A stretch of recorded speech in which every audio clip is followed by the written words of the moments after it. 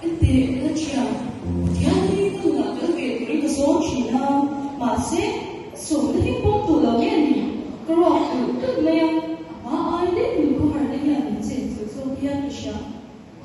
두 대한민국이라고 대한민국 그세요. 이스라엘 대한민국 마음으로 세. cầu mong tốt cái gì đâu cầu mong tốt các cái gì mà đi kia đi vào nó đầu chuyện về ra đấy em bảo cái gì đâu kể để nha mình nói sao tôi đi chú vẫn còn nước cái sự nó bảo cái gì biết là đâu nha anh đi đâu thế đâu cái mà cho bảo thua đâu à cái gì mà nói cho mình xem thế thì đấy thì có về sao mà rồi nói về thì đâu như sao Jadi semua kita nak tu buat tu apa?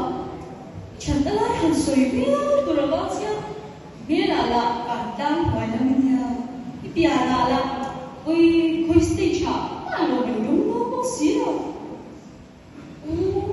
Tu tak tu ni dia kan buat soal apa ni lo boleh lah dia pasal dia dia lah pasal dia những cái là mối tình xuất hiện thiên số mà muốn thấy là cái đầu trong món cái thế vậy anh tính không gây số mà ô thì không đủ là nhau mình trong trái về chuyện lần mà cái mà hiện là đầu powerful lắm vì thằng ai á cái lần mồi nó cái tụ chế last skin này cái tụ cái very foundation đi bình thường là cái chip sát là đấy nhá cái đó về tụ hay cái đó nó chụp hình chụp phải về mất ai toàn học tập bác sĩ là amalan peran teknik cantik insyaallah dekat Vietnam. Jadi tuan pasal cantik tu ni apa? Kau itu dah apa tu?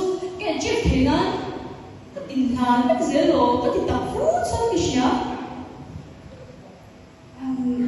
Zero. Dia di dalam tu, apa lagi? Dia siapa apa? Kuat tak apa sih? Enggak cantik bukan ini dia. Baru tu siapa? Smart ni siapa ni dia?